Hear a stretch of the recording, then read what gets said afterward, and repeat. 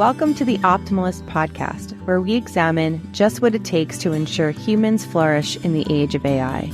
I'm Sarah, your host through this exploration of mindfulness, attention, focus, happiness, and motivation, all elements of human flourishing. So how do we cultivate them? This week, I welcome Tim Belmont to the show. Tim is a special guest because he's a longstanding member of our community, and he's also the editor of this very podcast. Tim is a high school English teacher and technology specialist based in New Jersey. Over the past 10 years, he's explored how technology can enhance instruction through projects such as student podcasting, and has shared his experiences at various conferences. His own personal interest in mindfulness and meditation continues to affect his teaching practice, encouraging students to be present. Listen as Tim and I discuss his own journey through mindfulness and how he applies that experience to his teaching, and why it's so important right now for us to help students find sustainable ways to have better attention in all areas of their lives. All this and more in my conversation with Tim. Have a listen. Over the last 10 years, my role has changed a bit. For example, around 4 years ago, aside from being an English teacher, I'm also my school's educational technology specialist. And over the last 10 years of my teaching, I've sort of had these interests that have popped up here and there that basically come from my personal life that I try and infuse into my teaching and my technology specialist work. And really, some of those things have been coding, so computer science, because it's something that I've done just in my free time. I enjoy doing. I've developed websites, and then mindfulness as well, which is something that has been really huge in just helping me get to where I am today through meditation. And that's something that sort of came to me more when I was in college. And as far as where my journey is at right now, really, I'm at a phase where I'm exploring just things that I find interesting, which one thing about myself, which I'd like to think is a strength, but could sort of be a detriment, is I have a lot of interest in a lot of different things. So I explore things on the surface level a lot, but then I also try and dive in. So lately it's been a lot of interest in things like AI, still in coding as well, and then things like media literacy. So I'm just sort of doing my thing as a teacher and tech specialist, and then exploring things that are intriguing to me as well.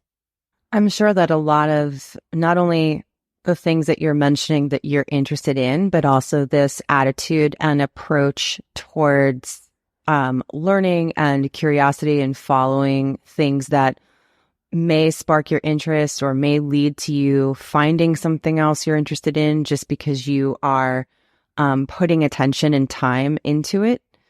I'm sure all of that attitude also is visible and noticeable to your students and kind of rubs off on your classroom environment. Would you say that that's true?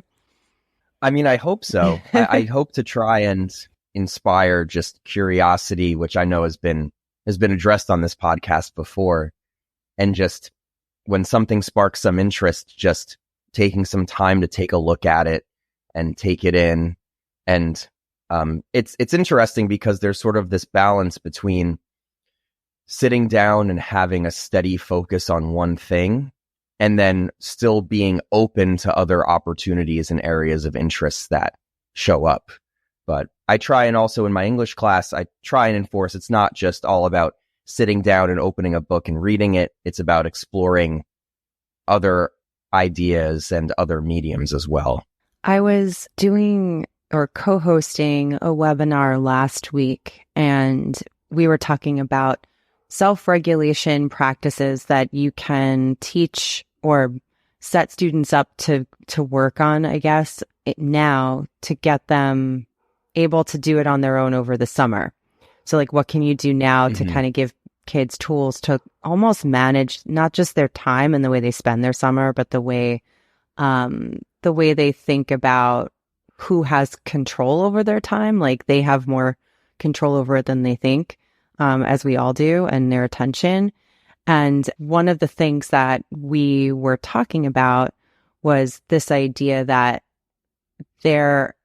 we get so I think, hung up on how can we, like, what are you interested in? Like, what should you do over the summer? What should you, what extracurricular activities should you or any particular person participate in? Like, if you're interested in it, follow it. But we were saying on this webinar that, and this is something we believe deeply at Focusable as well, what if you turned to the person sitting next to you and looked at what they're interested in and kind of learned a little bit about that and and the person across the room and the person across the hall? Like, what if we spend our attention a little bit on things that don't initially drive us to see what opportunities are available outside of our own, like, I guess, predetermined notions of what we're capable of or interested in. So that was a long way of kind of latching on to what you were saying there of giving kids like opportunity to explore, right? Yeah, I mean, I absolutely love that idea. It's something I try to encourage in my English class and also in my public speaking class as well, because I also teach public speaking, because public speaking in particular is a subject where many students, they walk into the class and they sit down and immediately they're just like, I hate this. I don't want to be here. And the thing I say on the first day to all the students is, the point of you being here is to explore these things for the first time. And you may not end up loving it, but you won't know unless you give it a try. And even when they are listening to other students' presentations, you know, there's this idea that in public speaking, it's just a class that's about presenting, but the class is also about being an effective and good and receptive audience member when your students are sharing things that they care about as well. Right. And so I try to have them keep an open mind for that, because a lot of times students will learn something new in public speaking class that has nothing to do with public speaking. It's just something that a classmate is interested in. Right. And then also, like, you bring up a good point there. It's not only you as the teacher or as the person facilitating whatever it is that they're presenting or doing. You know, you have to be a good audience member. But I mean, I'm someone that took speech in high school too. And then I actually wound up minoring in like speech performance in college. So I did this all the time. And to me, one of the most valuable parts was, as a student in the class, having to be an audience member for 30 other people all the time. And it's not like the same thing as being an audience member for, you know, a show. Yeah, totally. Yeah. And so I'm wondering, like, if we could maybe talk a little bit about, I do want to talk about your mindfulness journey that you mentioned before when you were giving us a little bit about your background, but I do also want to kind of mix that together with how you notice the skills of mindfulness that you have found so valuable in your own life and bringing them into your classroom, how those skills, you kind of see a need for them in students today. And when we say mindfulness to everybody out there, I know we mention it back and forth on this show a lot and in a lot of other things that we publish, but I'm starting to realize that taking a second to just define what mindfulness is I think important, because we are using it as a core part of what we do and talk about and believe in. And I think that people have developed their own ideas of what it is. So just for our purposes, I think of mindfulness as really being in touch with awareness, with your present awareness, and doing things intentionally. So if you do something mindfully, people say that all the time now. People say they mindfully eat. It's really just being aware of what you're doing in that moment and only doing that thing. Yeah, I have the exact same definition as you do. Okay, cool. As far as mindfulness is concerned. I mean, as we know, you can expand it into a more formal practice with things like meditation, but it doesn't have to be that. And as far as how I've seen it in my class, when I think about myself when I was in high school and I was in my class, I remember that when I got my first job in high school, I got my first cell phone, and it was a Nokia flip phone that basically had like T9 word texting, and I could play Snake on it. Sounds beautiful. I didn't even know I could. Yeah, no, it was at simpler times, and I didn't even know that I could text on it until I think I graduated high school. So I think about me sitting in my high school class and the amount of distractions that I had available to me, and then students today sitting in their high school classes and the amount of distractions that they have available to them through things like technology, it's tough for me to genuinely put myself in their shoes, Right. because, you know, things like social media and the internet, as I think about quite a bit, a lot of these experiences are tailored just to drain our attention and keep us scrolling. Mm-hmm. And it's almost like this idea that everything is super important, which makes nothing super important. Yes. I love that you're saying that. Yep. And I think about the social lives of my students in their classes, and constantly there are new updates and pictures and feeds being updated. And I'm sure that for many of them, there's this fear of sort of being left out and left behind if they're not always giving some attention to that. And I just try to keep that in mind. Mm-hmm. And it helps build a little bit of empathy for the fact that a lot of times students are drawn to their phones and their devices. Do you happen to know, in the students that you personally interact with every day in your room, do you know of any that do not have a personal device? Yes, there's a handful. Okay. There are a couple who don't, but most of them do. That's something I was reading about the last couple of days, as well as this growing movement towards parents and whole families that are holding out on devices for longer and longer.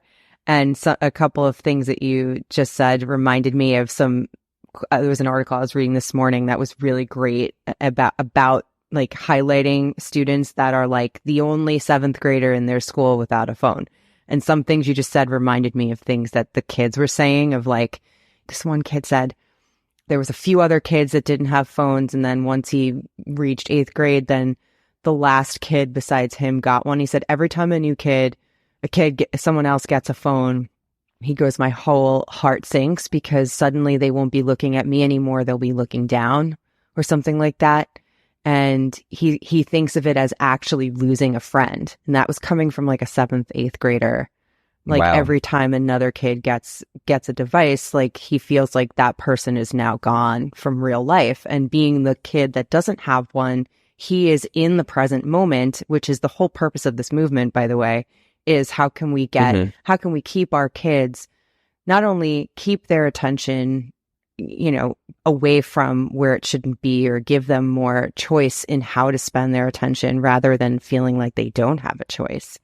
But the other part of it is keeping them in the real world and grounded in what is actually around them, rather than being sunk into something that doesn't really feel like reality, but it becomes a reality that's not healthy.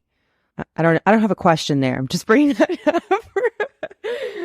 Yeah, no, I'm just thinking about it, because that's pretty distressing. It is. I tweeted that article this morning, and it actually has to do with the issue of the newsletter that we just published today about what it means to be a parent in this generation. But back to kind of thinking about the way parents might be making the decisions and putting that, thinking back to what you're telling us about your classroom, we obviously know personal devices are a barrier for everybody in their attention, but especially if you think of like the span of your career so far. And I think it's helpful that you've been in the same place too. Like, how have you seen over time, like, barriers to student attention and present-mindedness? How does that kind of show up or manifest itself, even if kids are not physically holding the device in your classroom, like while you're teaching or while you guys are working? Are there certain ways that you see that lack of self-regulation and lack of attention show up in school? Yeah, I've seen a couple of different things. Students really do need some direction and some specificity on what the goals and objectives are in the classroom. And I've done lessons before where I keep it very open-ended intentionally, sort of with this idealist mindset where, I'm going to just present students with a bunch of things that are interesting and they'll sort of find their way to the learning. And sometimes that is just, it's not conducive for a good learning experience, and it allows a lot of those distractions and it allows just focus to be taken away and placed in other places. It's sort of like you want to build a scaffold where at first maybe you stay more directed, and then once the content is there, once the foundation is there, you can expand a little bit. Mm-hmm. That's one thing where I've adjusted my teaching a little bit, where I have it a bit more structured in that sense. So when you're asking about barriers to attention, Mm-hmm. in your mind, when you think of that, are you thinking a barrier that's present in the students' minds already, or a barrier in the environment of the classroom? Or Maybe I was asking two things at once there. Now that I was listening to you answer. Yeah, I think it's probably both, because maybe a better question is not to ask the barriers, but asking really how we know what some of the barriers are physically. But what you just said, they are mentally there. We all feel the mental pull of or effect of these things. But really, the question I want to know is how it manifests itself. Like, where do you see differences in attention? How long do you see them spending on one thing before they are bored? Like, how do you approach boredom? Like, how do you approach kids not being interested in something but needing to do it anyway? All of that kind of stuff. Sure. Yeah. One of the structures that I use in my class is I use timers up on my board quite a bit. And I've sort of latched on to the idea of focusing on one thing for 20 minutes for my students. So in class, when we have a certain task or something to work on, typically what I'll do is I will tell them beforehand, we're going to work on this one thing, and I want you to work on it for just 20 minutes. And I almost echo a little bit some of the things that I hear quite a bit during mindfulness meditations. Like, if you feel your mind start to wander, just, remind yourself to come back to it. And typically that actually works out pretty well. Inevitably, there are students who sort of will drift to other things, or they'll be tempted to take out their phone. And as far as the consistency of things like that, there are some students who are sort of more susceptible to doing that. But then sometimes I have students who are usually very on point, very focused, who end up either daydreaming or they'll look at their phone. And that's one of the challenges, is because there are those personal things that are going on that maybe we don't know about. And it's hard to predict all of that. But again, having that structure where 20 minutes, if you do get distracted, it's okay. Just try to bring yourself back. It sort of creates a space where it's developing this practice of attention and staying focused. So I do notice that a lot of the students can sit and stay focused on that one thing for 20 minutes. And many of them really don't mind, and they recognize that they do get distracted, that they're able to sort of bring themselves back. And I have seen that having some consistency with that throughout the year has made it a little bit easier for some of them to stay on track for that amount of time.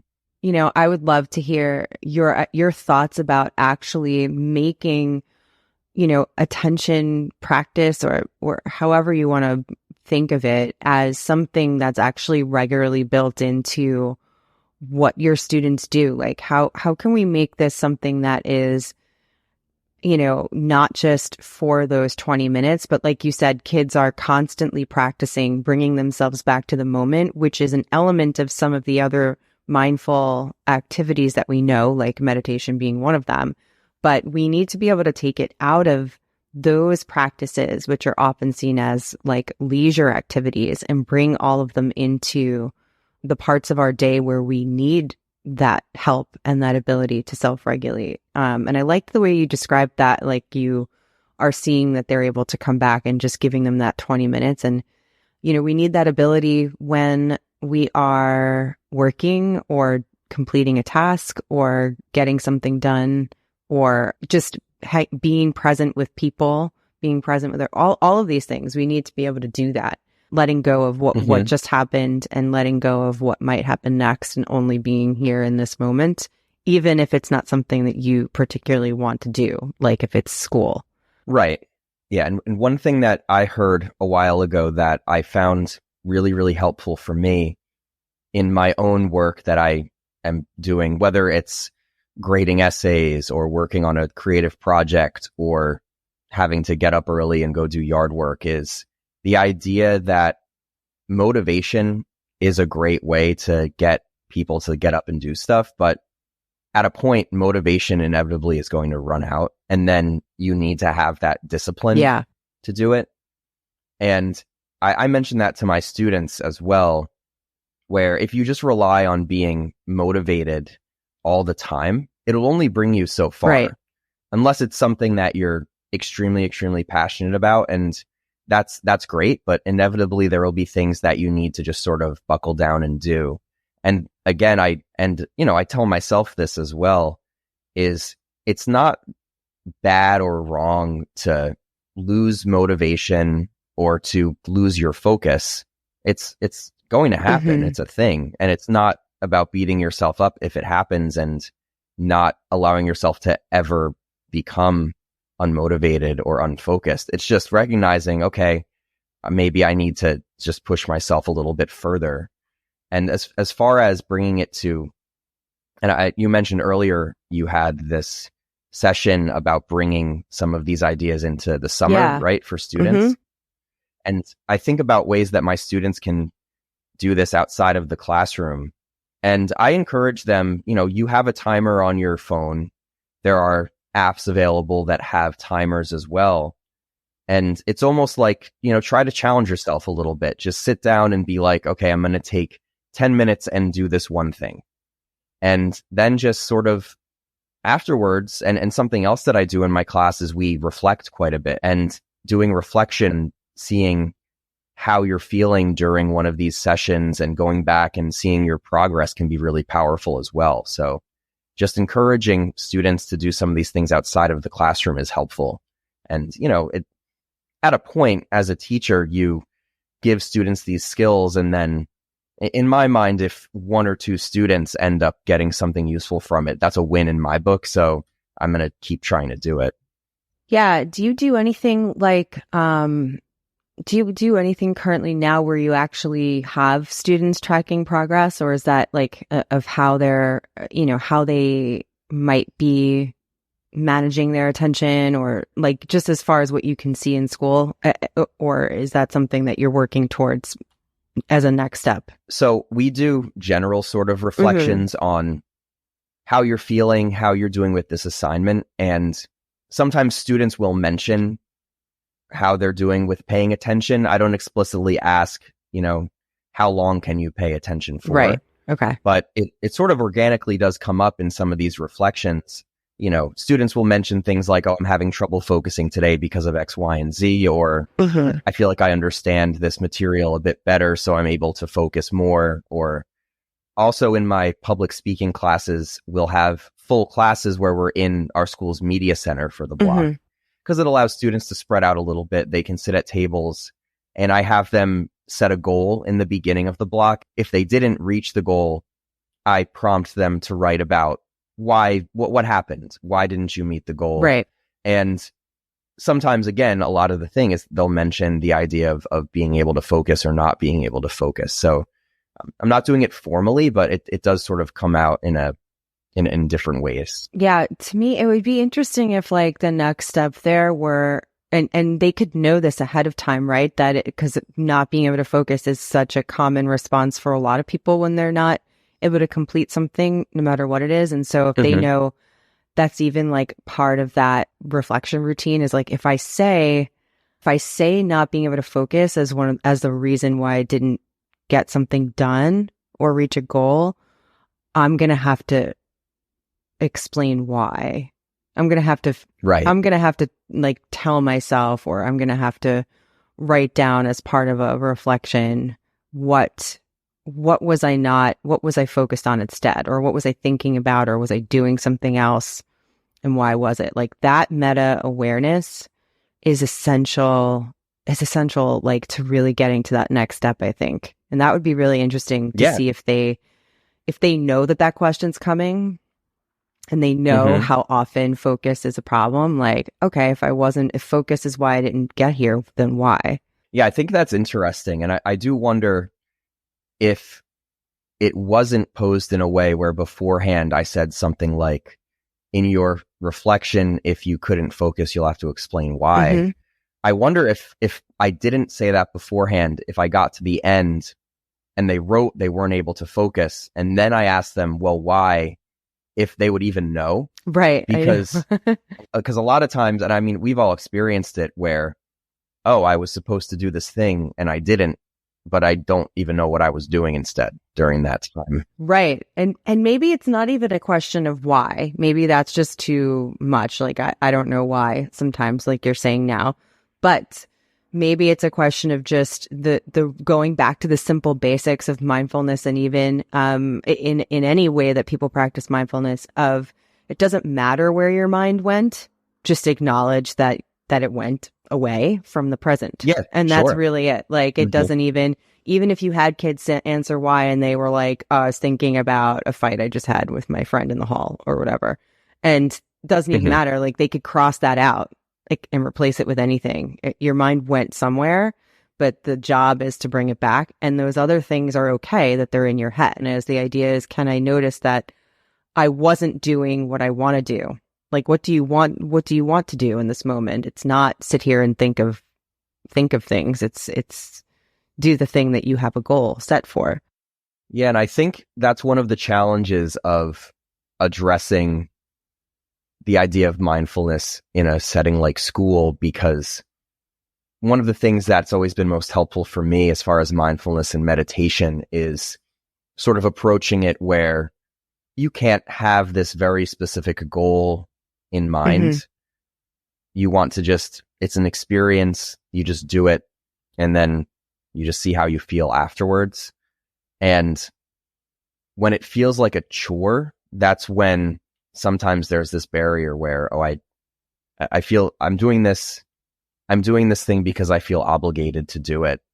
Or even in school, students might start to feel like, oh, I'm being forced to do this. And then is there some limit where the benefit sort of disappears, because it's walking this fine line between having it be this formal thing so that students get into the habit of doing it, but then having it be informal enough where it seems sort of natural and relaxed as well. So, and I'm hoping that the way we're kind of just discussing this, it's not like, Tim's not giving us a report on all of these things that he definitely does, that he definitely thinks work and we should all do in our classrooms. We're discussing it. We're discussing it openly as like, here's what he's done personally. Here's what he talks to his kids about and they try, and maybe he'll work towards, implementing further a little bit more formal. Like, who knows, he'll change the way he does it to make adjustments based on what his students need. But I'm hoping this kind of conversation influences people to talk to us about it. Like, when when I know a lot of our listeners are people that follow us on Twitter, and literally tweeting and getting out the conversation about how you see this stuff in your room. What do you think about some of the things ideas that we're throwing out there of how this can be a more integrated part of our lives and of our students' lives? Like, we want to know what people are doing and what they're not doing and how we could make this better, because I think that it's important.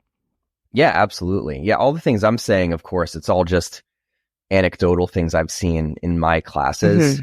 And I think that, there's a much larger conversation about this in different schools, different size schools, different grade levels as well. So yeah, it's an important conversation. And I think another thing that's reminding me of a conversation I had last week as well, is this idea that part of all of this, and it's all valuable, it has nothing to do with just being valuable in a classroom. Like, it's all the reason why we talk about it so often like this is because it's valuable everywhere. And so even getting, and it can be done in little ways, like even getting kids to be in touch with their senses, like, and what's around them in a moment can help them be grounded in what they're doing in that moment.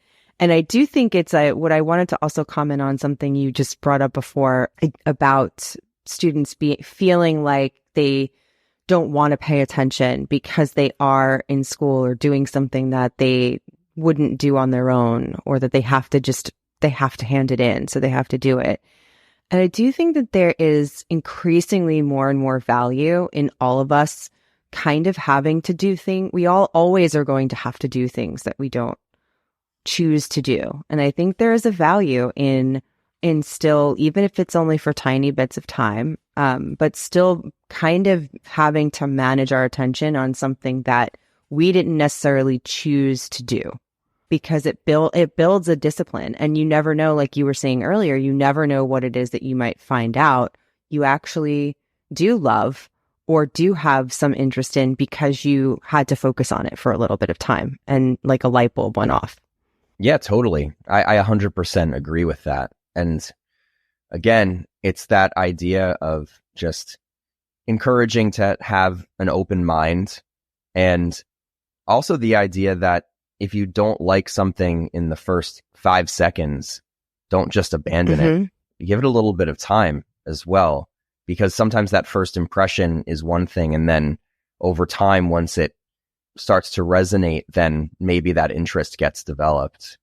And I mean, I think about things that I'm interested in, and a lot of them I was not interested in at first, but then over time, as I learned more, I developed a passion for it. It's not all just sort of like a lightning bolt all the time. Yeah, and it has to be like that too. Otherwise, I think a lot of us would try to have careers in the same things, because we all tend to be as different as we all like to think we are. I think a lot of people, especially when we're younger, are interested in a lot of the same stuff. That's why a lot of after school activities are there are certain ones that are more popular than others. Like, I mean, we all tend to kind of gravitate towards certain things that we think we're interested in, mostly because they already are entertaining to us. And I think that is a really big thing that we're going to have to grapple with now going into the next, the age of AI and things always being readily available to capture our attention, because they are endlessly entertaining. Sometimes the best part of a new topic or a new experience is going through that process of figuring it out, that sort of struggle. And you just mentioned AI, and that's one thing that I think about a lot with artificial intelligence is students can use it for a bunch of different reasons, but I hope that it doesn't get rid of some of that, that productive struggle that happens in life and also in school. Because, in my public speaking class, I've developed a couple of things for students to use to help them brainstorm. And even then, I've sort of struggled internally. Is this taking away a process that students would eventually find rewarding? Right. Coming up with a topic and coming up with sections. I don't want to take away that whole part of the process, because there's like true reward in doing that. So over time, it's going to be interesting to see how these tools evolve and then what value is still placed on that. And it makes me think in the future of like even the not so distant future, even like the next 5 years or so of the students, of the age of students you're teaching, like what does that satisfaction feel like? How does it change what it is, or does it change, what it is that makes us feel like, oh, we did something worthwhile? Like, what does doing really good individual work mean now? Yeah. Like, how does that change? What parts aren't going to change? Like, this is the stuff that I think about constantly. Like, what parts are we going to have to figure out how to get back? Because we still do need them to feel like we have ownership over something and we've done something well. And I think about some of the things that I'm most proud of. And like I mentioned before, how I've done some coding projects and I've made websites and things like that. And now there are a lot of tools that can sort of automate a lot of the things that took me, a month to do. And I felt so accomplished, and I felt so much pride when I completed those projects.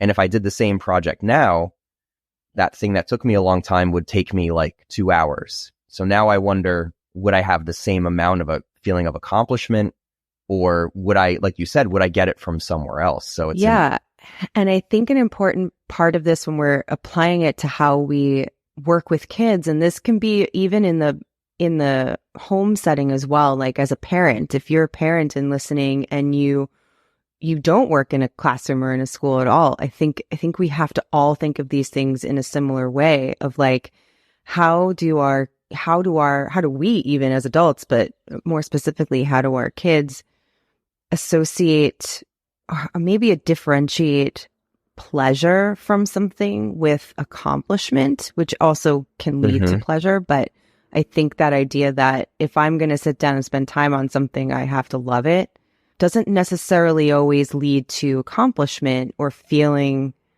like you've done something really difficult or challenging. Often those really, really, really great experiences that are worthwhile are the things that are things that you wouldn't have thought you could do, or you didn't necessarily jump into wholeheartedly with like passionate, like abundant passion. And I know we're going in circles a little bit about talking about this interest stuff, but I think something you said before about accomplishment made me think of that. Like, do our kids really, are they able to differentiate between that feeling of just being entertained by what's in front of them and feeling like they did something really worthwhile? It's hard. Yeah, it is hard. And in my experience, though, just by gauging on the reactions that my students have after an assignment, for example, the students who seem like they genuinely feel accomplished are the ones who initially showed disinterest or seemed like they were struggling a bit. So that still is there. And I think they may not be realizing it, but I definitely can see it when there's that sense of accomplishment, because pleasure nowadays, as I mentioned, with things like social media and smartphones, it's very, very easy to be entertained, but getting that sense of accomplishment, jumping over a hurdle, doing something that seemed very unlikely, and then getting to the finish line, that's something that can't just be sort of automated. Yeah, I like how you just used, instead of saying not just something that's impossible, but something that seemed unlikely. I like that phrasing. I'm going to use it with you elsewhere, because that can apply to not just something that you think might be difficult, but also if you think it's unlikely that you will be able to complete something or tackle something because you don't like it. It can apply to a lot of different situations. I like that phrasing a lot. If it feels unlikely and then it happens, that's when. Well, it's yours now, Sarah. Thank you. It belongs to the Optimalist. Well, Tim, I think we've wandered in and out of a lot of topics and subtopics here, but now I feel like in the last 20 minutes or so, we've really started to unearth some gems that I'm excited for people to hear and talk about, hopefully talk about with us. I mean, it's, one thing that I'm so happy about for being on the podcast and chatting with you is because it gives me a chance to sort of take these things that have been swirling in my head and sort of line them up and sort them out a bit. So I really appreciate the opportunity. Well, I love when people think of, you're not the first person who said something like that. And that's one of the reasons why I love podcasting in general as well, is it does, no matter what it is that we're talking about, there's nothing like being, even though we're not really face to face, but we're voice to voice, to voice with another actual human being, and just having a conversation about something that we think is not only valuable to us and students and other adults, but everybody listening can also engage with it as well. And I think that it's so valuable. And this is why I'm saying we could meander into these subtopics forever, because that's another thing that I think about a lot when it comes to teaching in the age of AI. How do we get kids to interact with what's in front of them, and not what becomes endlessly available virtually? Because those human voices and relationships from real people are invaluable. Yeah, totally. I think that's a good way to start wrapping up this conversation. What about you? Sounds good to me. So the way we've been ending all these episodes is really by honing in for just a couple of seconds more on, or minutes more, not seconds really, on what it is that makes you, what makes Tim Tim, and what kind of connects you to everything that you put into your work and the way you interact with your students and so on. So with that being said, you can answer as many of these as possible, or you can say no, but can you give us something maybe that you're reading right now or watching or listening to, which could be a podcast or music or both, anything that's like being consumed by you it could possibly be influencing the way you think? Sure. I'm going to answer all of Awesome. those. So as far as what I'm reading, I'm still chugging away on this book that I have called The Secret Life of Programs by Jonathan Steinhardt, which is a book about how computers work sort of at the base level. Mm-hmm. As I mentioned, I've done coding projects and things like that, but that's all very sort of high level computer stuff. And this is very low level. So it explains just things like binary and how the hardware of a computer works. And I figure if I'm going to be using this technology, I owe it to myself to learn how it actually works foundationally. Mm-hmm. So I've been reading that.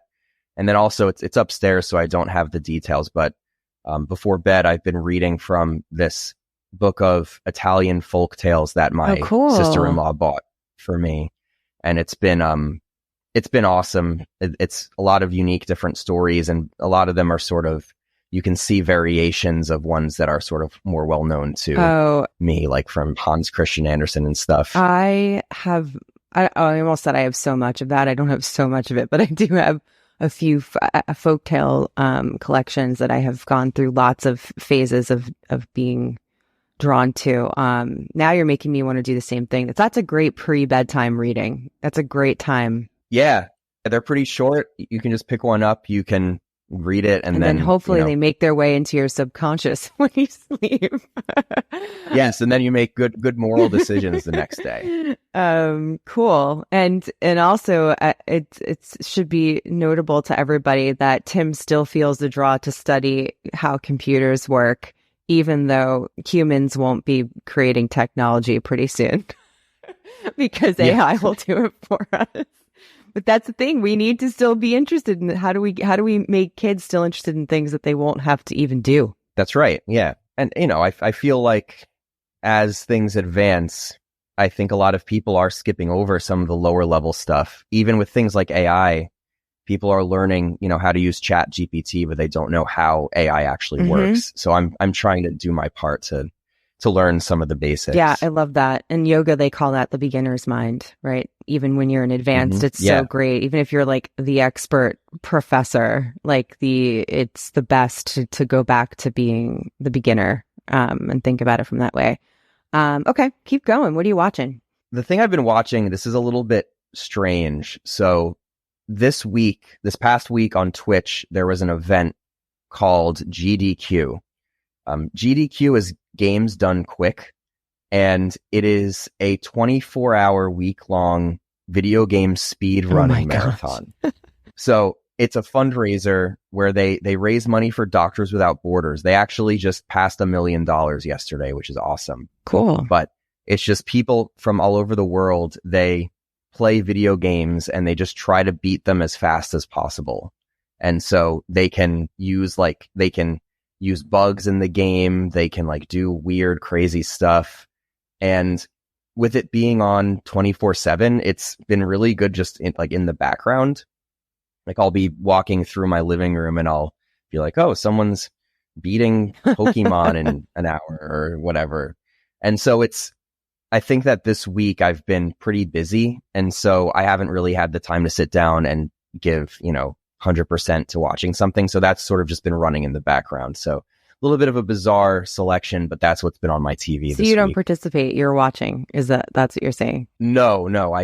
I mean, these people, they spend all year just practicing. Wow. And the amount of work that goes into this is absolutely mind blowing. It will be like a 2-hour game and they need to memorize like every single step that they take in order to optimize the amount of time it takes. It really is the speed. The speed is the most important part. Yeah. And they try to get world records and things like that. It's pretty wild. Interesting. I don't think we've had anyone bring up something like that, like something like internet based, like Twitch in general, as far as what they're watching. But that's cool.